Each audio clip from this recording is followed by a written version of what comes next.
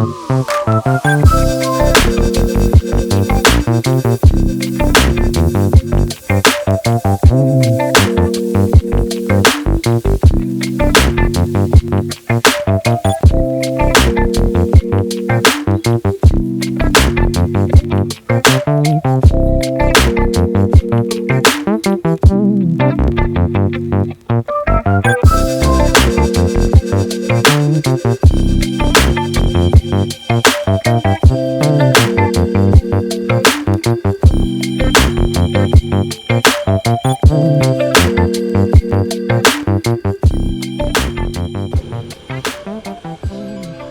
bike hi masa berin aman soi lokang aman hi nuai khat le sang hi ania tun lai a chuanin bike a chuan man tlom takani scooter ai pon tlom ania scooty ai pon mo an scooter ho po nuai khat le sing khat ti chote nuai khat sing thum te ani to lai kara heti ang bike 125 si changkang si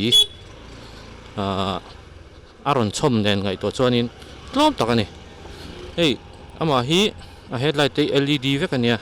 a hmalam pang te hi chuan combi brake system an tia hemi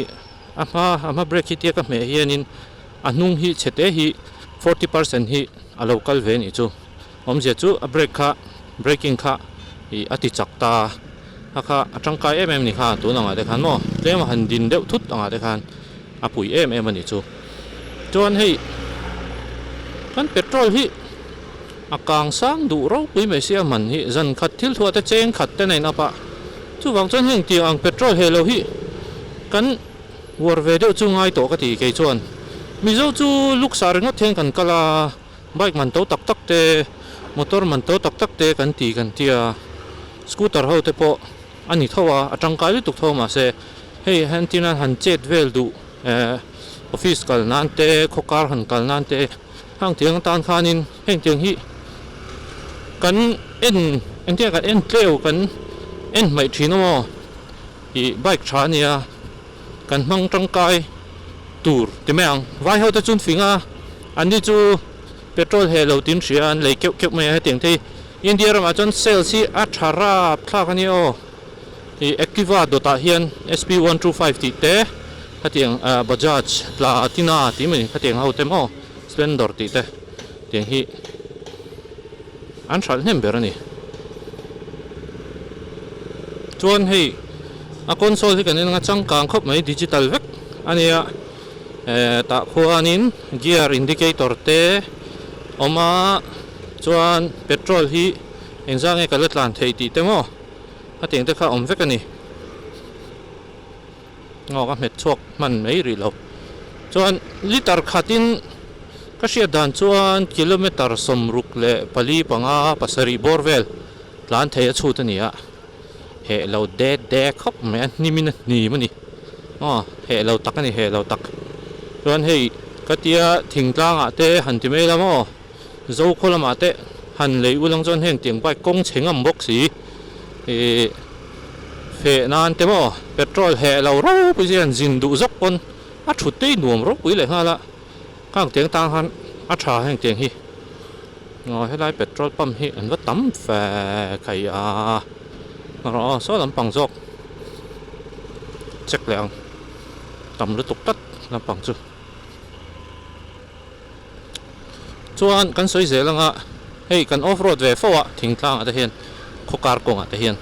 miron smoke thin miron lepel thin tam jok chu he tiang ho 125 hi nia ati to kha bike te ho ki mo kong chiangam te me nia in off road du chen tiang bike hi le ro a tha de izo kan bike ho ngai kan mo off road lang du chuan chu ka soi ve shim du off road bike ani ngal ti bo kha ka soi du ni oh shit cái hi ka soi petrol he lo ka tia atlem over uchuak to lu tuka ara kheng thei tura kai ngai nim ti rang an nim ti rang come on by the power of Honda is Honda ngo ka hai re fa a hak to that me kheng thei takang mo petrol i he lo tak tak nge he tak tak lo chu kan se don nia ai cái đinh độ lâu come on ni min nim ro petrol ni min nim ro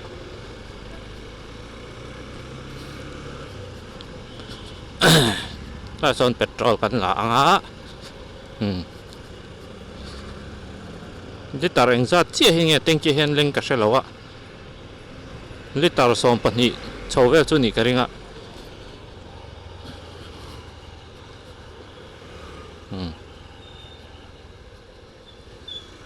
diesel lo lo lat ani so petrol chu oma ekyo ngai phim khor chongai tlenge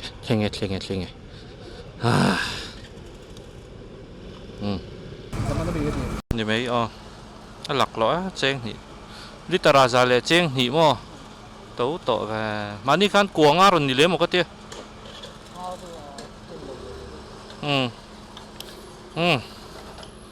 litara ra le cheng ni nó vắt tấu về cheng sầm thum ni lai khá vang ai ông về thun về man xin thum ngan ni lai ta mo tiếng anh ni don chuan tiếng nghe ni tang tiếng kan rai tang phê lệ to rồi hey silent start chẳng càng khóc mày ama segment nga cho mo chẳng càng tak ani high ref ngam ta okay công chung hen kal lei tang shortcut dang ti rem lai hian siama helai kong choi okay hala ma hen kalanga so ta kan chok do ni chuanin ka ti to kha tiang bai khi mu si chi ni lo mi zo te hi kan alu tu ka kan ram ra thei nen hen eco de che tur jok kan ni lai ka ra hei lai te po kan tlan phe bike petrol he chi clear hei MT ti te liền pui bikes man to de om ze la kan mo lu tu ka chu wang chuan scooter ai po he lo zo hi kan war ngai to ani min ni mo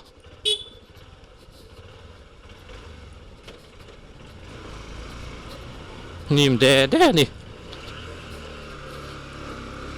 con chầu po khai chắc về nắc mấy CC 125 anh nhá mà là CB Twister hay cái này to thì Honda thấu hi 110cc khá nhá anh chắc em không có một bike thế khá chắc lúc đó thì sprocket thế khá ra dùng sprocket thế khá lấy tur khá lệ xí lo sao ta thì Honda anh lâu đi lại khan chan mà resort mo hút ta lại khan anh buổi chắc lệ lúc đó i ama class ang sia kha chon kha tiang da kha ne Honda chu i an ma ni shim hi an product hi a reliability hi kan lei chan ania tuna po he ba khi kumruk chung warranty an pe ni chu a hang confirm me sin kumruk chung warranty ha pe top mai ni engine hen chet na engmo lom pal chuan thak top free vakin ati thein ni chu kumruk chung bon khop mai confirm nek an zo kholama de khan ka subscriber tam takte in omti ka share heng bai khi leiru in local Hnamte maintenance tam box si lo mo en kol how tak si lo ai zon non kal du zok pon petrol he box si lo inge si clear fak thiam ma emo ka shelo pay ze lang kai khor in te lo om thấy dễ là số ta công chúa ăn cал dễ lắm traffic jam cần hell đó nè hay là gì mà na lấy mình vắt na lại cả ta làm luận công chúng lắm bằng mo cal dễ lắm công chuyện này lại mẹ tí bạc hả mo SP 125 hi kan ti mẹ 125 cái chỗ bảo mà làm ô nào tên 5 cái 5 hiện tại chỉ na hami vanga soi mai khan ni ta 125 ani to SP 125 nghe ở sổ bông nuông lấy mẹ à sổ đẹp đẹp ăn ở khu rong chi khác ông măng miết rồi mày smooth phiền mày chả đó nè này về mấy vật chắc cũng về có buổi chung á hắn làm còn ăn mấy chọn mà vài rồi mà chọn i commuter anh thì hay tiếng bài câu hi commuter thì ông sẽ chú ní tin cái tiếng ăn chua vạ tin ăn in trang office kalte bazar kalte khang ang song song ti na an man an rin roll bermo tiếng chiang bài khan ta cái tiếng tan khan an mang na sa ni hay tiếng hi cái live view hi nuam rau sin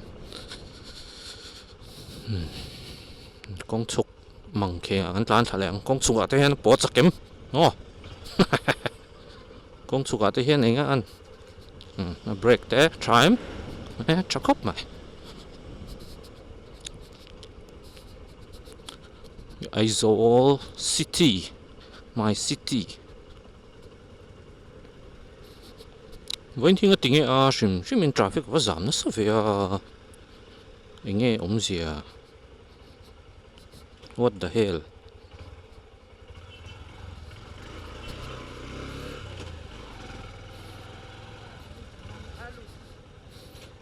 zang mai se ma bike he khala nuam e traffic jam kara tiếng chi kha bot na ve zek me le ha 117 tiếng bor ve kha top speed clock ve thei tlat mai he ba khian mo ve le tlat me a khal thiam deuh chuan in R15 te chu smoke ve thei mai thei ni ve le tlat me mo video pakhata po delivery boy in splendor kala R15 ve ka smoke kha khating deuh khan ve a tha hei eco ti khuron hring vet ve twin punga khu petrol a na lo ti indicator ang ani ta hemi rpm niam akan tlan khan khu khuron hring vet china chu kan rev wa kan tlan chak deuh aron shin lo khan akha petrol a na deuh ti na ang khan ni ta ni a shimin he ba ke chu eco de wasiam ani shima college kalnante atiang thalai tan te po khal za thak lo nal tho si tiang kha ni nu le pa te khan in fa te kha bike man to pui lei sakai chon he tiang bike te lei sakru petrol man an thok chok le box si lowa man chon poisa hek mai petrol man an thok chok si lo bike man to deuh ka du an tia chu kai chon he tiang bike khi man to si lo petrol he si lo nal si chak ve tho si overroad thei box si a thamai cái poi tiang bike anh này tọ mày đó mình là petrol man to sẽ right shot xe hello berang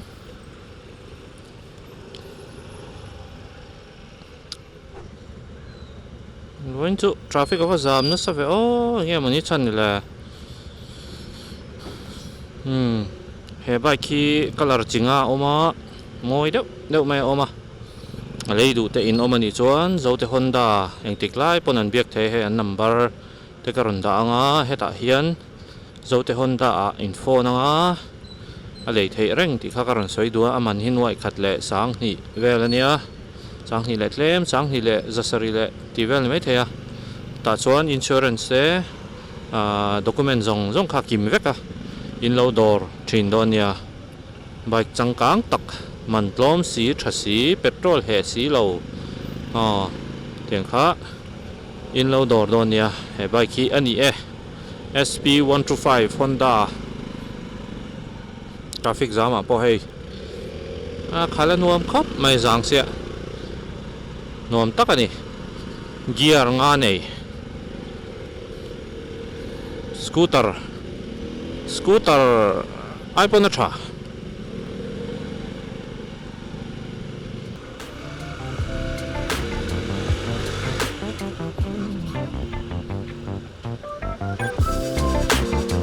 là hi zo te Honda om na ani e